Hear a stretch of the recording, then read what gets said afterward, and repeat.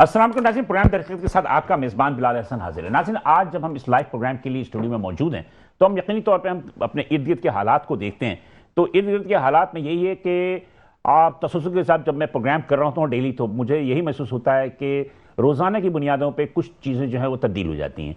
कुछ चीज़ें तब्दील ये होती हैं कि पाकिस्तान के अंदर सियासत की कोई सिरा नहीं है। कभी सियासत जो है वो बहुत पॉजिटिव जा रही होती है, कभी सियासत बहुत नेगेटिव जा रही होती है। और सियासत अगर नेगेटिव जा रही है तो इसका मतलब मईशत का बेड़ा गर्क, मईशत का बेड़ा गर्क। और जब तक कि सियासत और या रियासत दोनों मजबूत उस वक्त तक नहीं होती जबकि आपके मुल्क की अपनी मईशत बेहतर ना हो। और आपकी मईशत उस वक्त बेहतर होती है जिस वक्त सियासत जो है और सियासी जो अमन व अमान हो।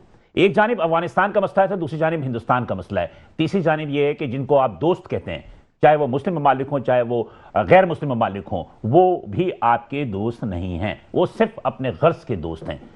पाकिस्तान इस वक्त ऐसे दौरान में खड़ा है कि बयान मरसूस जो कि मार्का हक की जंग हुई मई में, उसके बाद पाकिस्तान का ग्राफ बुलंद हुआ और मुख्तलिफ ममालिक ने हमें जो है एक अहमियत और एक हैसियत देने की मतलब कि पोजीशन मांगे, लेकिन वो सियासत की वजह से नहीं कि हमारे सियासी लीडरान, हमारे प्राइम मिनिस्टर या हमारी हुकूमत जो है ऐसा ज़बरदस्त काम कर रही है कि मईशत का ग्राफ ऊपर जा रहा है और तमाम चीज़ें दुरुस्त हो रही है। नहीं, ताकत, हमने ये दिखाया कि ताकत है हमारे पास और हम अपने से बड़े दुश्मन को भी जो है वो ज़ेर कर सकते हैं और दुनिया को पसंद है ताकत। और इसी ताकत की वजह से पाकिस्तान का ग्राफ ऊपर गया। लेकिन हमारी सियासत बड़ी जो है वो क्या कहते हैं कश्मकश में मुब्तला है।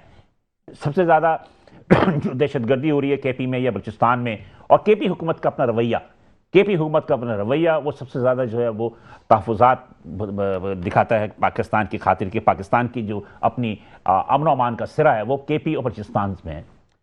बात यह है कि पीटीआई के प्रेसिडेंट को बानी पीटीआई इमरान खान को जो सज़ा हुई, वो सज़ा जो है वो यकीनी तौर पर जो है वो बहुत बड़ी सज़ा है। और मेरा अपना ज़ाती राय ये है कि बल्कि माहिरीन भी ये कह रहे हैं कि क्या बानी बाहर आ सकेंगे अपनी ज़िंदगी में, या कोई मुकमगा होगा या कोई कमिटमेंट होगी तो शायद वो आ जाएं। लेकिन उनको फिर भी कल तोशाखाना 2 में भी जो है वो 10 साल और एक 7 साल 17 साल की उनको हुई और उनकी अहलिया बुशरा बीबी को भी 17 साल की सज़ा हुई।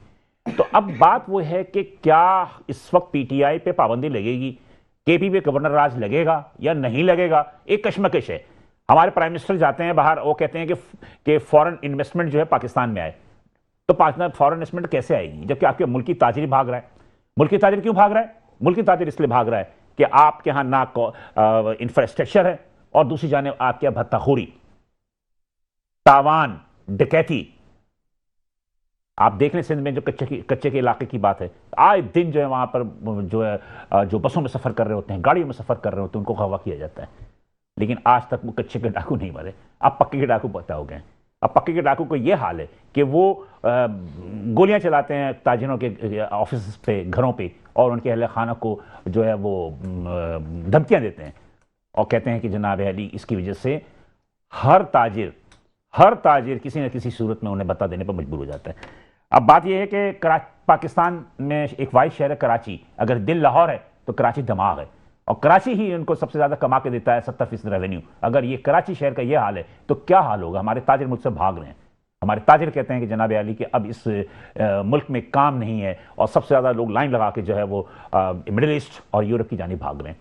दूसरी जानिब अमेरिका ने भी जो है उनको $10 लाख और $50 लाख पे जो है शहरियत देने की पेशकश कर दी है। अब जिनके पास पैसे हैं वो भाग रहे हैं अमेरिका। हम इसी पर आज गुफ्तगू करेंगे और इसी पर हम अपनी नुक्ता बनाएंगे और देखेंगे कि सियासत और मईशत में क्या सूरत हाल है। और जिन मेहमानों ने आज इस स्टूडियो में हमें ज्वाइन किया है या जीनत बख्शा है हमारे प्रोग्राम को, उनका मैं आपसे पहले ताल्लुक़ करवा दूँ, उसके बाद फिर हम आगे बढ़ते हैं। मेरे पहले मेहमान है जनाब आज फ़हीम पटेल साहब। फ़हीम पटेल साहब जो हैं ये रुकन सिंध असेंबली MQM मुत्तहदा कौमी मूवमेंट पाकिस्तान के। थैंक यू फ़हीम भाई, थैंक यू, बहुत शुक्रिया। अच्छा, मज़े की बात यह है कि आप, मैं मुत्तहदा कह रहा हूँ लेकिन सब समझ रहे हैं कि जनाब आप किसी मजहबी जमात से होंगे। तो खैर, मुत्तहदा कौमी मूवमेंट से फ़हीम पटेल साहब यहाँ मौजूद हैं। मेरे दूसरे मेहमान जनाब शरीफ मेमन साहब हैं। शरीफ मेमन साहब एक बहुत ही एक्टिव किस्म के ताजिर हैं और को चेयरमैन है सिंध ताजिर इत्तेहाद के, और इसका बोटर मार्केट एसोसिएशन के प्रेसिडेंट भी हैं। बात यह है कि ये वो ताजिर हैं जो कि फ्रंट लाइन पे आके भत्ताखोरों के खिलाफ सरगरे में अर्म है। तो बात यह है कि हम ऑन कॉल भी लेंगे लोगों को, लेकिन यह है कि पहले हम जो स्टूडियो में मौजूद हैं मेरे मेहमान, उनसे मैं गुफ्तगू कर लूं और फ़हीम पटेल साहब की तरफ बढ़ता हूं। जी फ़हीम पटेल साहब, एक बहुत ही स्टेक होल्डर हैं आप सिंध में ख़ास तौर पे, और प्लस एक आप हुकूमत की इत्तेहादी मीन। लेकिन कराची शहर की जो सूरत हाल इस वक्त जो है अमन अमान के हवाले से, उस पर मुत्तहदा कौमी मूवमेंट की हम तकरीरें भी सुनते हैं, सिंध असम्बली में सब कुछ होता है, लेकिन कोई असर नहीं हो रहा इस हुकूमत पे, क्या वजह है? पहले तो बहुत शुक्रिया बिलाल भाई मुझे बुलाने के लिए। अच्छा, यहाँ पर बैठ कर रोज़ाना जो है सैकड़ों जो इस शहर के अंदर, इस मुल्क के अंदर ये टॉक शो हो रहे, उसके अंदर हम एक दूसरे की खूबियाँ खामियाँ तो बड़े अच्छे तरीके से बयान करते हैं, लेकिन मैं समझता हूँ कि अब ये वक्त आ गया है कि भाई मसाइल के हल के ऊपर बात की जाए। बिल्कुल ठीक है, तो अब सबको पता है कि पीपल्स पार्टी क्या कर रही है, एमक्यूएम क्या कर रही है, नून लीग क्या कर रही है, पीटीआई, सबका किरदार सबके सामने है। तो मैं तो कहता हूं कि एक कदम आगे बढ़ने की ज़रूरत है और मसाइल के हल की तरफ जाने चाहिए। अच्छा, अब इसके अंदर क्या है, मसाइल कैसे हल होंगे? ये जितनी आपने बात की, ये जितनी मईशत तबाह है, अमन अमान की सूरत हाल ख़राब है, ये मेरा भाई ताजिर बरादरी से यहाँ पर बैठा हुआ है, इनको भत्ते की कॉल्स आ रही हैं, इनको इवन के जानों से मारने की धमकी आ रही है। अच्छा, कैसे ठीक होगा, कैसे ठीक होगा, ये मैं आपको बताऊं। इस वक्त ये जो हमारा निज़ाम है, क्या ये निज़ाम डिलीवर कर पा रहा है? नहीं भाई देखो, कोई ये बिजनेसमैन है यार, कहीं भी इन्वेस्टमेंट करते, कहीं भी पैसे लगाते, तो पे बैक वो देखते हैं कि हमें कहाँ से, हम पैसे लगा के कहाँ से हमें जो है वो रिटर्न हमारे लिए क्या है। आप मुझे बताओ कि पाकिस्तान की गवर्नमेंट हो गई, सिंध, मैं सिंध के ऊपर स्पेसिफिक आता हूँ भाई, इस दफ़ा जो पीपल्स पार्टी की गवर्नमेंट इस साल 2000 में, आवाम को समझाने के लिए ये बात कर रहा हूँ, 25-26 का जो बजट है ये 3000 अरब रुपए से बड़ा बजट है, तकरीबन 3400 अरब रुपए का बजट है जो इस साल हम सिंध के लोगों के ऊपर खर्च कर रहे हैं। क्या ये 3400 अरब रुपए खर्च करने के बाद यहाँ सिंध के लोगों की इंतजामी हालात ठीक हो रहे हैं या और खराब हो रहे हैं? और खराब हो रहे हैं। बिल्कुल इसी तरह 17 साल से इस सिंध के अंदर पीपल्स पार्टी की गवर्नमेंट है। अगर 20,000 अरब रुपए से ज्यादा खर्च करने के बाद सिंध के लोगों का, कराची के लोगों का यही खराब हाल है, तो इसका मतलब है कहीं ना कहीं पीपल्स पार्टी के साथ साथ इस निजाम का भी फेलियर है। तो हम क्या कर रहे हैं, हम क्या कर रहे हैं? आपने कहा एमक्यूएम क्या कर रही है, एमक्यूएम क्या कर रही है? भाई एमक्यूएम जो है ना वो हल बता रही है। इस वक्त मेरे पास ड्राइविंग सीट नहीं है, एमक्यूएम के पास ड्राइविंग सीट नहीं है, हमारे पास कमांडिंग पोजीशन नहीं है, हम सिर्फ मशवरा दे सकते हैं, हम आज जो है ऑर्डर नहीं कर सकते, चाहे वो सुभाष चंद्र हो चाहे वफाक में हो। अच्छा, हम क्या कर रहे हैं? हम कह रहे हैं कि भाई आर्टिकल 140A जो ये वाहिद आईनी तरमीम है जो इस मुल्क के 25 करोड़ लोगों को बराह रास्त जो है वो मुतासिर करेगी, उनके डोर स्टेप के ऊपर जाके उनके मसाइल हल होने। अच्छा, तो ये इसके अंदर आप देखें, मैं तो पाकिस्तान के लोगों के साथ ये बात कर रहा हूं कि इसके अंदर आप देखें क्या रुकावट है और कौन रुकावट है।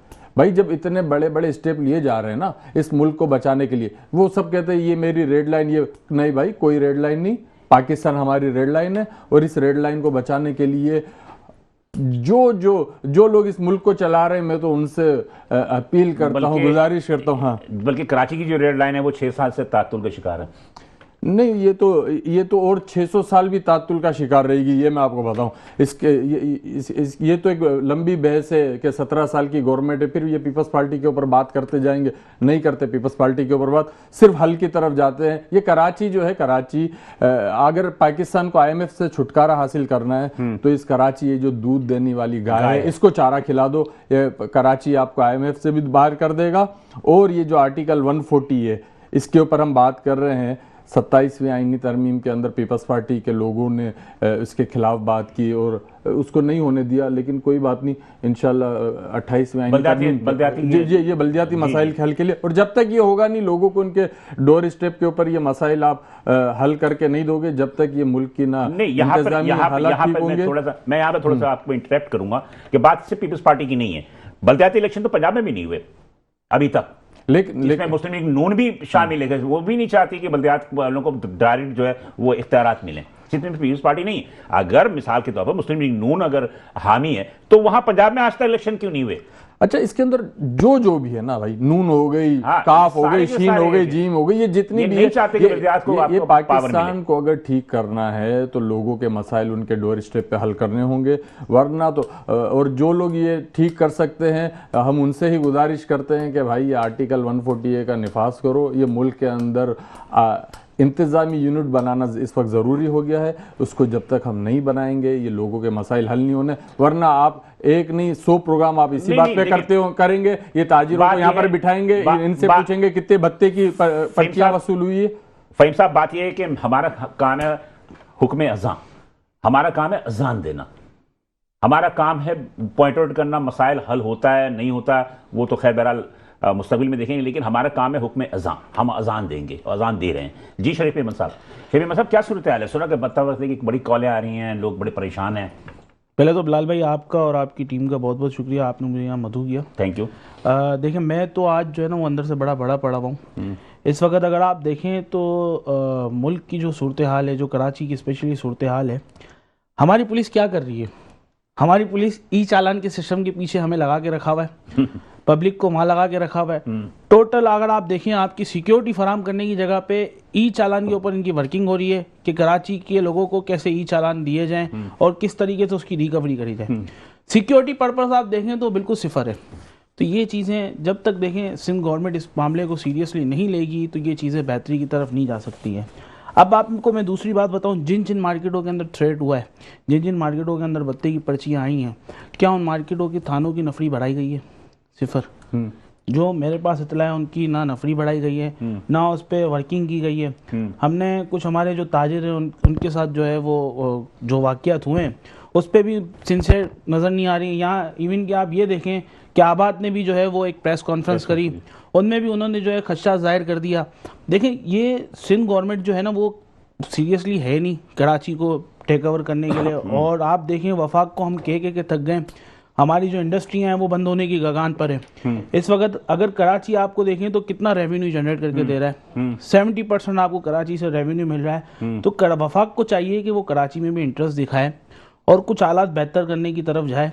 और जो ये मसाइल हैं उसके लिए जो आबाद ने जो अपने चीज़ें रखी हैं, मुतालबात रखे हैं, मैं तो कहूँगा उनको सीरियसली लेना चाहिए और उस पर वर्किंग करनी चाहिए।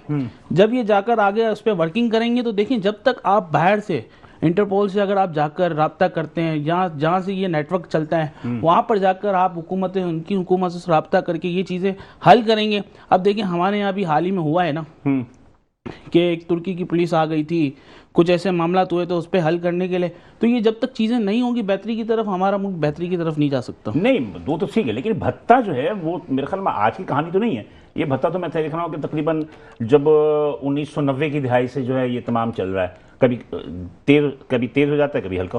देखिए पुलिस और रेंजर्स चाहे क्या नहीं हो सकता नहीं, इस मुल्क के अंदर आप भी रह रहे हैं, मैं भी रह रहा हूँ। हाँ ठीक। आज अगर पिछले 10 साल पहले देखिए और आज से 7 साल पहले देखिए, 2-3 साल पहले कहानी अगर देखें तो पिछले 5 साल 7 साल हम सुकून से रहे, हमारी इंडस्ट्री आगे की तरफ गई है, हम तरक्की कर रहे थे, सिंसियरली जा रहे थे, क्योंकि वफाक इंटरेस्ट दिखा रही थी कराची के ताजरों पे, कराची के बिजनेसमैन को फोकस कर रही थी। आज वफाक वो फोकस कर रही है। वफाक तो करी नहीं, लेकिन सूबाई हुकूमत भी नहीं करी, उनका भी किरदार नजर नहीं आता। बहरहाल जावेद नबी खोसू साहब डिप्टी कमिश्नर साउथ मेरे साथ लाइन पर मौजूद हैं और मैं उनको सलाम करूंगा। अस्सलाम वालेकुम सर। जावेद साहब मेरी आवाज आ रही है? जी लाउड एंड क्लियर। बहुत शुक्रिया सर, बहुत शुक्रिया सर, आपने अपने कीमती वक्त में से मुझे थोड़ा सा टाइम दिया। मुझे सिर्फ ये पूछना कि पहली बात तो आज मुबारकबाद देनी है कि आपने आज लियारी से कोई भत्ताखोर गिरफ्तार किया है, उसकी क्या तफसीलात हैं? जी बिल्कुल, आज असिस्टेंट कमिश्नर लियारी नदीम साहब ने ये कार्रवाई लीड की है और हमने ये जो शाह वली रोड पे है ये इस पे हमें इंफॉर्मेशन थी कि ये यहाँ पे ये सारी कार्रवाई चल रही है, तो हमने वहाँ से ये बंदा अरेस्ट किया है। तो मतलब ये कि कोई नाम है उनका, कोई नाम डिस्क्लोज नहीं हुआ अभी तक? जी अब वो थोड़ी देर में हम आपको इंशाल्लाह ताला कंफर्म कर देंगे। अच्छा, तो क्या वो सुना कि वो ठेले वगैरह से भत्ते लेता था, मतलब कि? जी बिल्कुल आपने सही सुना है, शाह वली रोड पे कम्प्लीटली ये एक इलीगल बचत बाजार लग रहा था, उसको वो बिल्कुल लीड कर रहे थे और उस पे हर ठेले वाले पे, पथार वाले पे वो एक फिक्स था रेट, तो हमने हमें इन्फॉर्मेशन दी, हम पुलिस के साथ मिलकर हमने वो कार्रवाई की है। अच्छा, ये किसी ग्रुप से इसका, किसी बड़े ग्रुप से इसका ताल्लुक था या क्या कुछ है डिस्क्लोज? नहीं, कुछ भी बिलाल साहब, कुछ भी कहना कबल इस वक्त होगा, लेकिन we are inquiring this issue. अच्छा। और जो भी हमारे फैक्ट्स आ जाएंगे तो इंशाल्लाह हम मीडिया के साथ शेयर कर देंगे। दूसरी बात ये कि सर ये बताइए कि डिस्ट्रिक्ट साउथ बहुत ही वीवीआईपी इलाका है और तमाम बड़ी मार्केट है डिस्ट्रिक्ट साउथ में। वहां से लोगों की सबसे ज्यादा जो है वो कॉलें आ रही हैं कि उनको भत्ते की पर्चियां मिलनी। मेरे साथ शरीफ मेमन साहब भी बैठे हुए हैं, को चेयरमैन सिंध ताजिर इत्तेहाद के, उनका भी ये कहना है कि पर्चियां आ रही हैं लोगों को। तो इस हवाले से डीसी आप ऐसे, चूंकि डीसी तो बादशाह होता है जिला का, तो क्या कोई कार्रवाई कर रहे हैं आप लोग या कोई प्लानिंग कर रहे हैं?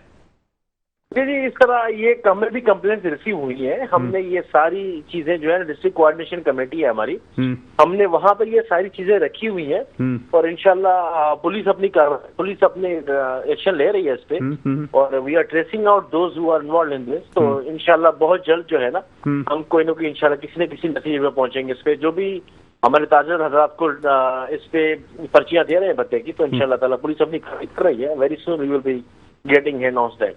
नहीं, मैं ये भी देखा कि 2 दिन कबल जो सीएम हाउस में एक मीटिंग भी हुई जिसमें चीफ सेक्रेटरी साहब थे, तमाम कमिश्नर्स थे और इसके अलावा सीएम साहब ने भी बड़ी वो किया। वसी लाखों को गिरफ्तार करने के लिए उन्होंने वफाकी वजीर दाखिला को लेटर भी लिखा है।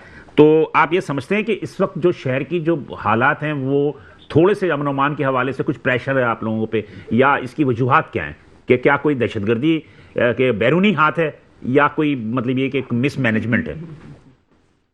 नहीं जी, ऐसी कोई चीज नहीं है। इंशाल्लाह ये छोटी मोटी इश्यूज आते रहते हैं एंड हम सारे इदारे इस पे ऑन बोर्ड हैं और हम इंशाल्लाह कोशिश कर रहे हैं कि इन चीजों को अंडर कंट्रोल लाएं और ये बहुत जल्द अंडर कंट्रोल हो भी जाएंगे। देखिए जी, बहुत बड़े इश्यूज थे वो अंडर कंट्रोल आ गए हैं, तो ये छोटे इश्यूज हैं और ये इंशाल्लाह बहुत जल्द जो है हमारे लॉ एनफोर्समेंट एजेंसी इस पे काम कर रही है और बहुत जल्दी हम इन सारी चीजों पे काबू पा लेंगे। अच्छा, ये शरीफ मेमन साहब आपसे कुछ पूछना चाह रहे हैं, को चेयरमैन सिंध ताजिर इत्तेहाद। जी बिल्कुल जी। कुछ पूछना नहीं चाह रहा, मैं कुछ बताना चाहता हूँ। जावेद नबी खोसो साहब, मैं ये बताना चाह रहा हूँ कि कुछ अच्छे ऑफिसर होते हैं, उनमें से एक है उनमें से ये एक है। और दूसरी बात ये कि हमने जब भी इनको लाइनअप पे लिया है और जब भी हमने इनको किसी चीज के लिए मैसेज करा है, कोई लेटर लिखा है, तो इन्होंने ऑन द स्पॉट हमें रिस्पॉन्स किया है। चाहे वो के इलेक्ट्रिक का मामला हो, चाहे वो हमारे यहाँ पे सिक्योरिटी के मामला तो लैंड ऑर्डर हो, चूंकि एक डीसी के ऊपर काफी जिम्मेदारी होती है, हम समझते हैं। बिल्कुल सही। तो उन सारी चीजों को ये लेकर चलते हैं और एक कम्युनिटी बना के रखी है इन्होंने हमारे साथ और एक अच्छा कम्युनिकेशन के साथ हमारे साथ। ताजिर बड़े खुश हैं डीसी साहब? हाँ, हम इनसे बड़ा खुश हैं। ताजिर आपसे बड़े खुश हैं? जी, thank you so much Bilal भाई। देखिए ना, शरीफ भाई जो कह रहे हैं कि हमारी ड्यूटी में ये शामिल है ताजरों को प्रोटेक्शन देना, वो माहौल देना as an representative of the state हमारी जिम्मेदारी है और हम इंशाल्लाह ताला इस पे कंप्लीट चले ठीक जो भी इश्यूज हैं हम उनको रिजॉल्व करेंगे and we will resolve those. Police इस पे मैंने जैसे पहले कहा कि police is working on it. जो भी इन्वॉल्व है इंशाल्लाह वो कैसे किरदार से पहुंचेंगे लोग। नेचुरली एक शिकायत ये है कि पुलिस जो है वो खुद भी इन्वॉल्व है, पुलिस जो है वो कुछ हल्का हाथ रखती है। तो इस पर डीसी साहब, मतलब एआईजी साहब, डीआईजी साहब के हवाले से, मतलब पुलिस के हवाले से भी कुछ बात हुई है कि इसमें भी कभी काफी ज्यादा काली भेड़ें हैं जिनकी वजह से अमन अमान कायम नहीं होता। देखिए बिल्ला साहब, ये हर जगह हमें इस तरह के इश्यूज आते हैं, लेकिन आई डोंट थिंक सो कि पुलिस इसमें इन्वॉल्व होगा। पुलिस इसमें बड़ी सिंसियरली काम कर रही है अपने डिस्ट्रिक्ट साउथ में। जहां तक मैं as an deputy commissioner I know कि पुलिस इसमें बड़ा district south and district city दोनों एसएस की साहबान इसमें बड़े सीरियसली इस पे एक्टिव हैं and we are working on it and इंशाल्लाह हम, जैसे मैंने पहले कहा, कि हम इसको काबू कर लेंगे। और हमारे चीफ सेक्रेटरी साहब एंड कमिश्नर साहब एंड सीएम मौसम अहकामात हैं कि इस तरह की कोई भी इलीगल एक्टिविटी, इस तरह की कोई भी भत्ते की पर्चियां, इस तरह की कोई भी activity, this will not be accepted at district south. तो हम इंशाल्लाह कंट्रोल कर लेंगे और ये जो बाहर बैठे हुए हैं वो भी इंशाल्लाह कंट्रोल में आ जाएंगे। चलिए ठीक है, बहुत शुक्रिया, बहुत शुक्रिया। ये थे डीसी साउथ थे, ये जावेद नबी खोसो साहब। इन्होंने जो गुफ्तगू की, बहरहाल सब चीज़ अच्छा तो नहीं है, लेकिन बात ये है कि हम कोशिश तो करते हैं कि अफसरान में भी बहुत अच्छे अफसरान हैं जो कि कोऑपरेटिव भी हैं और जैसा कि कहा भी शरीफ मेमन साहब ने, और हम भी एज ए मीडिया पर्सन मैं भी खुद भी कहता हूँ कि बहुत कोऑपरेटिव हैं और जितने इख्तियारात हैं उस इख्तियारात में अगर ये काम करेंगे तो इंशाल्लाह सब कुछ बेहतर हो जाएगा। यहाँ पे एक छोटा सा ब्रेक लूँगा मैं, ब्रेक के बाद दोबारा हाजिर होंगे तो हम गुफ्तगू के सिलसिले को जारी रखेंगे, अपने मेहमानों से गुफ्तगू करेंगे, साथ रहिएगा।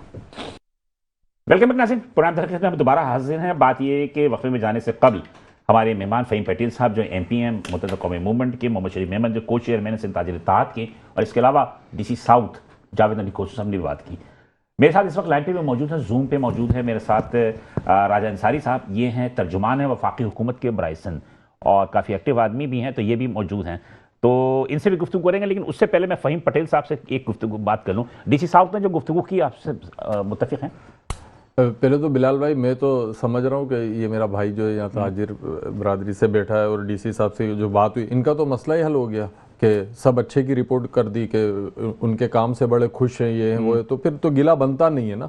देखिए मैं आपको एक बात बताऊं, मैं तो ये आज ये मेरा भाई बेटा है, मैं इसको कहता हूं कि आप बिजनेसमैन हो, मैं भी बिजनेसमैन हूं। बिजनेसमैन को सबसे ज्यादा सूट इन्वायरमेंट करता है। बिल्कुल। आप मुझे इंफ्रास्ट्रक्चर कराची यार, आज मैं एक है ना बच्चे को पोलियो के कतरे पिलाने के लिए जाता हूँ, जब उसका डोर नॉक करता हूँ तो उसके अंदर से जो औरत निकलती है बोलती है तू पोलियो के कतरे लेके तो आ गए हो, हमारे घर पानी आ नहीं रहा है, मीठा पानी आ नहीं रहा है, साफ पानी घर के अंदर, सेवरेज का पानी घर से बाहर जा नहीं रहा है पोलियो के। तो भाई तो ये तुम्हारे पास कहाँ से इंपोर्ट एक्सपोर्ट, ये सारा भाई इंफ्रास्ट्रक्चर बर्बाद है इस शहर का। इस शहर के नाले बाहर पड़े हुए, हम लोग नालों में रह रहे हैं यार इस शहर के अंदर, और आज अच्छे की रिपोर्ट देने का मतलब है आप इस शहर के साथ मजाक कर रहे हो। 17 साल से यार पीपल्स पार्टी की गवर्नमेंट है इस शहर के ऊपर, ये मेयर कराची 4 साल से बैठा हुआ है भाई। शहर का क्या हाल है यार, सच बोलो, सच बोलो कि इस तरह नहीं चल सकता। ये शहर 100 मुल्कों से ज्यादा आबादी का शहर है, 100 मुल्कों से। इसको किस तरह कैसे रिवायती तरीके से कैसे चलाया जा सकता है, मुझे बताओ यार। आज क्या नाम है यार, दुनिया में कहीं चले जाओ यार, कहीं से आपको ये आवाज आती है कि गटर के अंदर गिर के बच्चा मर गया? नहीं है यार, ये नहीं है। मेयर कराची ने उसके ऊपर माफी मांगी, चले ठीक है, लेकिन क्या माफी मांगने से मसला हल हो गया? हाँ, क्या उनका गम थोड़ी नहीं ना यार, ये कोई पहला केस नहीं था और ये आखिरी केस भी नहीं है, ये मैं आपको बताऊं।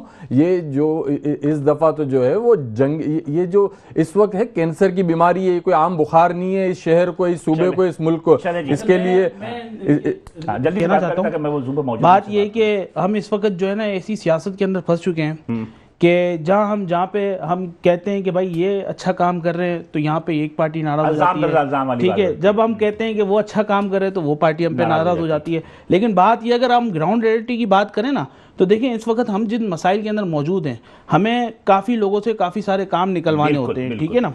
तो हम उनके साथ कोऑर्डिनेशन के साथ चलते हैं, हर चीज़ पे हम टीम वर्क करते हैं।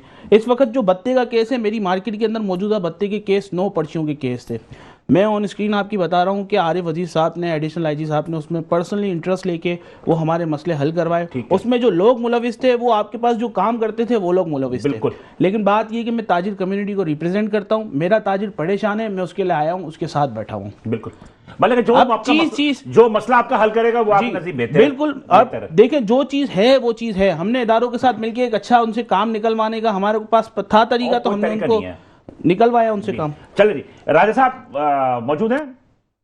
जी जी हाँ राजा साहब, बात यह है कि मेरे साथ एमपी हैं मुत्तहदा कौमी मूवमेंट के जनाब फ़हीम पटेल साहब, और सिंध ताजिर इत्तेहाद के को चेयरमैन जनाब शरीफ मेमन साहब, ये ताजिर हैं। और आपको से ने टाइम दिया, मुझे बहुत शुक्रिया कि आपने मुझे टाइम दिया अपने मसरूफ़ वक्त में से। मुझे ये बताइए कि इस वक्त जो गुफ्तगू हो रही है वो गुफ्तगू ये है कि कराची शहर जो कि कमा के देने वाला शहर है, उस शहर की हालत ये है कि यहाँ भत्ते की पर्चियाँ मिल रही हैं ताजिरों को, ताजिरों की जानामाल ढुकनी है। दूसरी तरफ कराची शहर का इंफ्रास्ट्रक्चर ख़राब है। उस पर क्या कहेंगे एज ए वफाकी हुकूमत के तर्जुमान होने के नाते? देखें, कराची का सब्जेक्ट मैं समझता हूँ एक बड़ा वाइड सब्जेक्ट है। उसको हम चंद जो जुमलों में तो हम इस मौजू पर उसको ख़त्म नहीं कर सकते। मैं समझता हूँ उसके लिए पाकिस्तान की तारीख भी पढ़नी पड़ेगी और फिर कराची की जो सिग्निफिकेंस है उसको समझना पड़ेगा। ये वही शहर है जिस पर दिहाइयों से पाकिस्तान पीपल्स पार्टी हो, MQM हो, जमात इस्लामी हो, सबको मौका मिला इस शहर को दुरुस्त करने का, इस शहर का इंफ्रास्ट्रक्चर को ठीक करने का, और सबने अपने अपने दौर में अच्छे काम भी किए। बहुत सारे ऐसे काम थे जो उन्हें करने चाहिए थे, वो नहीं भी किए। बिल्कुल सही है। लेकिन मैं समझता हूं कि इस शहर को ओनरशिप की जरूरत है। देखें, एक वक्त था जब कराची में रोजाना टारगेट किलिंग अरूज पे थी और रोजाना 50 से 80 लोग यहाँ पे टारगेट किलिंग का शिकार होते थे।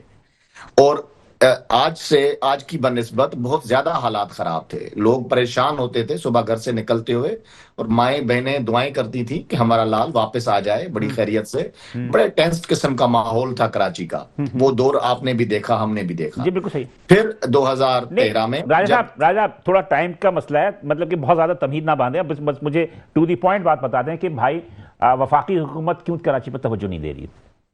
हमने दी है, तभी आप बात करने देंगे तो बात समझ में आएगी। नहीं मतलब ये वो बात है आपसे पूछी, वो बिल्कुल मैं दुरुस्त अर्ज कर लेता हूं ना। मैं अगर 2 मिनट मुझे दे दें, आप घड़ी देख लें। ठीक है 2 मिनट में मैं एक बात कंप्लीट ना करूं तो फिर आप सजा दे दीजिएगा। ओके 2013 में इस मुल्क पे हुकूमत हुई। हाँ। और वजीर आजम मियां मोहम्मद नवाज शरीफ साहब बने। वो कराची आए, गवर्नर हाउस में बैठे। इशरत इबाद साहब गवर्नर होते थे, सैयद कायम अली शाह साहब वजीर आला थे। उन्होंने वो बैठे और उन्होंने सबसे पहले एक फैसला किया कि हम हर किस्म की सियासी वाबस्तगी से बाला होकर हम ऑपरेशन करेंगे। ग्रैंड ऑपरेशन किया और कराची में मुस्तकिल अमन हुआ। और उसके बाद कराची की बिजनेस ने फ्लोरिश किया। कराची में ताजिर बरादरी बड़ी खुश हुई और बड़ा जबरदस्त अमन करके दिखाया, और अपना हमने क्रेडिट भी उसका नहीं लिया। तो इस वक्त भी जरूरत इस अमर की है कि हम सब मिलकर ओनरशिप लें। एक दूसरे पे इल्जाम लगाने के बजाय हम ओनरशिप लें इस शहर की, तो ये सारे मसले हल हो सकते हैं। हमें मिलकर सोचना पड़ेगा। वो है ना कि राजा साहब ओनरशिप तो ले रहे हैं, बात यह है सरमाए की। बात होती है कि मुर्तजा वहाब जो है 100 अरब रुपए मांग रहे हैं वफाक से कि आप 100 अरब दे दें, में हम कराची को गुले गुलजार बना देंगे। सवाल पैदा होता है कि वसाइल की कमी तो है, कराची शहर में वफाक तो नहीं दे रहा। पूरे पाकिस्तान के शहरी कराची में रहते हैं, लेकिन बात यह है कि वफाक तो कोई मदद नहीं कर रहा। एक आपका ग्रीन लाइन वाला मसला, रेड लाइन वाला मसला, ग्रीन लाइन वाला मसला है वो बंदर रोड का, वो चल रहा है। कराची को तो एक मास ट्रांजिट चाहिए था जो को नहीं मिला। वफाक की जिम्मेदारी थी कि दूध देने वाली गाय को कम से कम चारा तो देना। पूरे पाकिस्तान में कराची वो वाहिद शहर है जहां पे वफाक मुकम्मल तौर पर फंडेड एक बीआरटी उन्होंने दी है। 21 से 23 किलोमीटर तक वो सफर जारी और सारी है। ग्रीन लाइन जबरदस्त तरीके से फंक्शनल है। 1.8 किलोमीटर मजीद हम अभी बना के दे रहे हैं। पूरे पाकिस्तान में वाइड शहर कराची है कि 100% वफाकी फंडेड प्रोजेक्ट ये लगा है, और कहीं पे भी 100% वफाकी बजट नहीं लगा। कराची को स्पेशली देख रहे हैं। मियां शहबाज शरीफ साहब का एक विजन है, लेकिन मैं जो बात कह रहा था वो बड़ी इंपॉर्टेंट बात है। वो मिलकर काम करने की बात है। अभी हमने एक जेस्चर दिया ना ग्रीन लाइन पर, हमने मिलकर एक फैसला किया तो ग्रीन लाइन पे काम स्टार्ट हो गया ना। बिल्कुल। इसलिए कहता हूं सोचो, आखिर कब सोचेंगे? दरहम बरहम दोनों सोचें, मिलजुल कर हम दोनों सोचें, जख्म का मरहम दोनों सोचें पर हम दोनों सोचें बिल्कुल। तो हमें सोचना पड़ेगा मिलकर, और फिर उस पर अमल दरामद भी करना पड़ेगा। जी राजा साहब, ये मुत्तहिदा कौमी मूवमेंट के एमपी हैं फ़हीम पटेल, आपसे कुछ बात करना चाह रहे हैं। राजा साहब, मैं तो पहले आपके लिए आसानी कर देता हूं। देखें, 18वीं तरमीम हुई। 18वीं तरमीम के बाद अभी जैसे बिलाल भाई ने कहा कि मुर्तज़ा वहाब भाई 100 अरब रुपए मांग रहे हैं वफाक से। अच्छा, 18वीं तरमीम के बाद आपसे तो मुर्तज़ा वहाब को मांगना नहीं चाहिए था। उसकी वजह यह है कि भाई 18वीं तरमीम के बाद डिविजिबल पूल से जो हर साल डायरेक्ट पैसे जो है वजीर आला को अकाउंट के अंदर आ जाते हैं, एनएफसी में आ जाते हैं। ये 18वीं तरमीम के नाम के ऊपर एक फ्रॉड हो गया है भाई पाकिस्तान के लोगों के साथ। ये राजा साहब, आप लोग तो दे रहे हो पैसे भाई, वफाक दे रहा है पैसे। यहाँ पर हमारा सिंध की गवर्नमेंट के साथ रोना ये है, हम ये आर्टिकल 140A के अंदर हम यही तो चाह रहे हैं। ये तरमीम यही है कि जिस तरह वफाक से एनएफसी है, इसी तरह एनएफसी से पीएफसी हो, कि भाई डिस्ट्रिक्ट को डायरेक्ट पैसे मिले, ताकि गली का काउंसलर, उस इलाके का यूसी चेयरमैन, वाइस चेयरमैन, वो अपने इलाकों के अंदर काम करवाए। 2430 अरब रुपए इस साल सिर्फ डिविजिबल पूल से पॉपुलेशन बेस के ऊपर सिंध को मिले हैं, 2430 अरब रुपए। अच्छा, अब सिंध को इसको जो है तकसीम करने का कोई मैकेनिज्म मौजूद ही नहीं है कि भाई अब वजीर आला इसके अंदर जो है वो बादशाह बनकर बैठा हुआ है, उसकी मर्जी है कि किसी को 100 रुपए दे, किसी को 100 अरब रुपए दे दे। उनका जवाब ले लें। जी राजा साहब।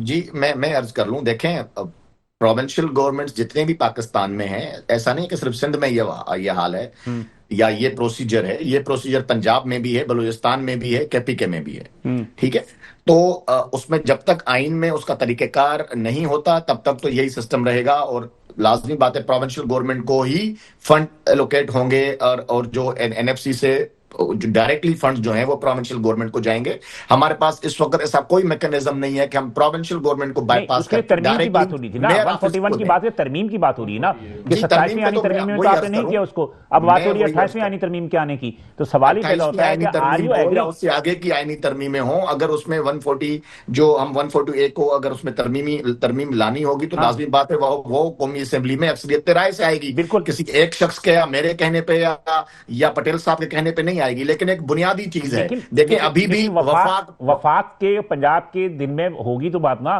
कि पहले तो बात तो ये है कि देखें पंजाब में अभी तक बलदाती इलेक्शन ही नहीं हुए, तो सवाल ही पैदा होता है कि वो तो सूबाई गवर्नमेंट ही सारा कंट्रोल कर रही है। बात वो नहीं है, बात ये है सिंपल सा कि एक दूध देने वाली गाय है, कराची है, जो कि 70% आपको रेवेन्यू देती है। अगर ये तबाह बर्बाद हो गई तो आपका एनएससी कहां गया, कहां आपकी रेवेन्यू गई?